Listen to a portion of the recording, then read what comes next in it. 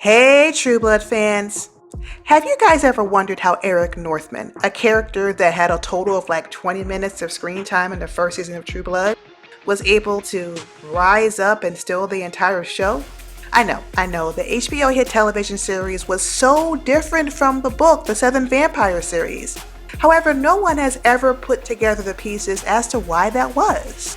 Well, in short, Eric was set up to be the savior, the prince that was promised, or the one. This is a character trope where one person is born to save the world, so to speak. It's also a character prototype that we've seen in movies like Star Wars, The Matrix, and another amazing HBO series, Game of Thrones. However, the creators of True Blood took a different approach by allowing Eric Northman to save not only the vampire species, but also humans. So in this video, I'm going to talk about how Eric became the savior of humans, fairies, and vampires, and how his character arc was all about finding self and purpose. So please, stay tuned. You have before you Eric Northman, Sheriff of Area 5. Smile for the cameras, Eric. Now, you would think that the Prince That Was Promised theme was something that was germane to HBO's hit show Game of Thrones. But no, my friends, we have seen this whole thing play out before in movies like Star Wars and again in The Matrix. In fact, it seems to be a staple plotline where every blockbuster movie must have a handsome, distinguished, curious, but slightly disgruntled man in a leading role. In many cases, these men are fighting against tyranny or evil empires or corrupt systems, or in some cases even against themselves. However, through their journeys, they realize that they have power of not only saving themselves, but in Star Wars' case, the entire galaxy. The Prince That Was Promised, or the One, or the Savior as a theme has proven to be a slam dunk over the years, generating countless revenue for movie studios and production companies alike. And the creators of True Blood decided, hey, they wanted to get in on the action. They did this by incorporating some of these big screen themes into the small world of television. Besides, they had to keep things fresh. It was only a matter of time before the Sookie and Bill romance fizzled. I mean, I love Bill Compton and all, but he was just way too extra. He allowed his emotions to dominate virtually all of his action, putting himself and others at risk, all to save his darling Sookie. And he did this over and over again. Why didn't you bring Bill with you? His attachment to you is irrational. It clouds his judgment. He would kill every child in this church to save you. Why? Now, this got really old really quick, and by season 3, I was secretly hoping that someone would just stake Bill and put this poor vampire out of his misery. But no, he sticks around for all 7 seasons, not behaving like a leading man, but more like a lovesick teenager who gets a boner every time his teacher flashes a little bit of cleavage. Now, Eric, on the other hand, never seemed to lose his composure. He was interested in Sookie from the very beginning, that much was clear, but he never made a fool out of himself to pursue her. So, Bill, are you quite attached to your friend? She is mine. Yes, I am his. Well, what a pity. For me. In fact, Eric seemed to be confused by his feelings for her in the first 2 seasons of True Blood. He finds her valuable only because he didn't have enough human life experience to understand the first spark of love. I'm following Godric's orders and getting you out. That's all. He's your maker, isn't he? Don't use words you don't understand. You have a lot of love for him. Don't use words I don't understand. In the television series, Eric Northman is not only a fearless Viking, but also a ladies' man. His father wants him to settle down, yet Eric Northman, the skirt chaser, can't resist the beauty and booty of a servant girl. He lays with her, all the while the infamous Russel Edgington and his pack of fee-drinking wolves ransack the village. They kill Eric's parents in cold blood, taking his crown and thus Eric Northman's purpose and legacy. Now, in my other videos, I mentioned the power of purpose. I also mentioned that vampire makers like Lestat and Lorena rob their progenies of their light by taking their purpose, resulting in them being lost, resentful, and bitter. However, in Eric's case, it wasn't his maker who stole life from him. It was his vast enemy, Russel Edgington. The 3,000-year-old vampire was not only a collector of ancient artifacts, but a conservator of power. Him invading towns and villages was akin to a conqueror destroying for power, for money, for prestige, and yes, my friends, for profit. In short, Russel Edgington was like the evil emperor in Star Wars, or the Lannisters and the Boltons in the Game of Thrones. And lastly, he was like the evil robots in the Matrix. The one thing about the prince that was promised, or the one, or the savior as a theme, is that it has to have a central character that is pretty much innocent, naive, or even gullible. This means that they don't really understand the world that they were born to save. With great storytelling and world building, the audience can live through the character. It is through the character's perspective that we learn about the nemesis, the antagonist, the pitfalls, the rules that govern the fantasy world in which we love to escape to.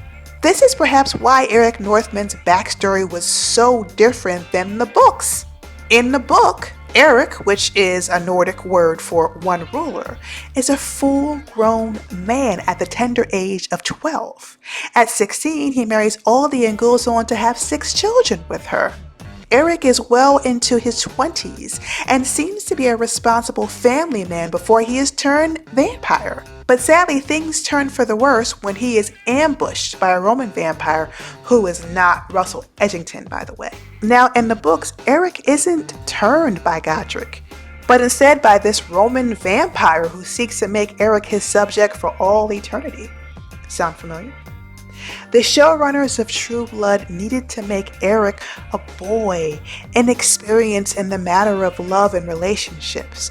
This was the only way that we, the audience, would truly appreciate his growth and journey to heroism. Humans. Honestly, Bill, I don't know what to see in them. In the first season of True Blood, Eric seems to be bored and utterly loathes humans. He only sees them as a means for food and pleasure. He only shows compassion or any type of emotion for his progeny Pam. He says that he respects her loyalty, but we the viewers understand that there's much more going on underneath the surface. Worse, after 1,000 years, Eric is just bored. He is the oldest and strongest vampire in this district, and to be frank, he has seen it all. Up until the point where Eric meets Sookie, it seems like he had been wandering the world without much purpose. But things change when Sookie walks into his club Fantasia and piques his interest. She is different from anything or anyone he's ever experienced before, and he feels that immediate attraction. However, Eric, unlike Bill, doesn't have enough human experience to understand that type of attraction. Like a vampire, he wants to trap her, turn her into his subject, because hey, that's what vampires do. Honestly, did you think you could keep her to yourself?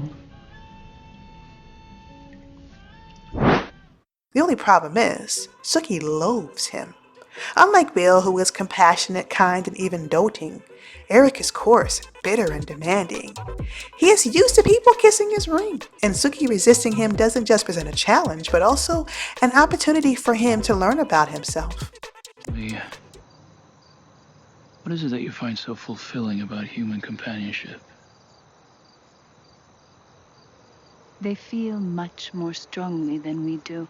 After all, the only real bond that Eric seemed to have was with his maker, Godric. We see this in season 2 of True Blood, when Eric is willing to risk everything, including Sookie's life, to save him.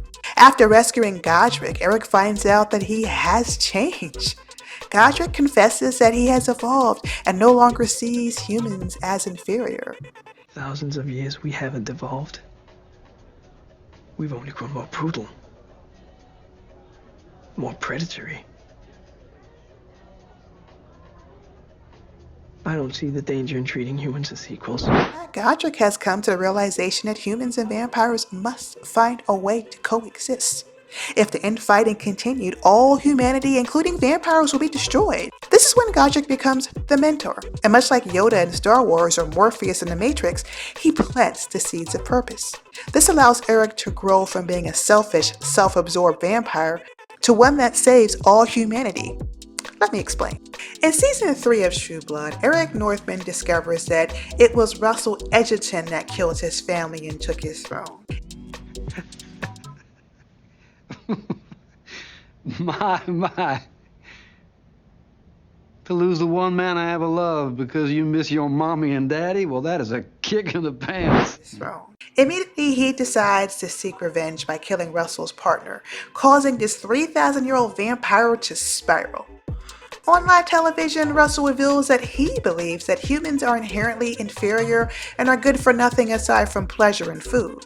Now Eric needs to respond, not just because Russel killed his entire family, but also because he needs to evolve to become a better vampire. He needs to follow his maker Godric's footsteps to save all humanity. Eric, a vampire who once held the same views as Russel, plans his attack. Now remember, Eric doesn't have enough human experience to understand his underlying motivations. You're going to invite me in so I can protect you or have passionate primal sex with you. He doesn't truly understand the attraction that he has to Sookie or Godric's words of wisdom. All he understands is the Viking warrior in him wants to take Russel down. But make no mistake, mine is the true face of vampires!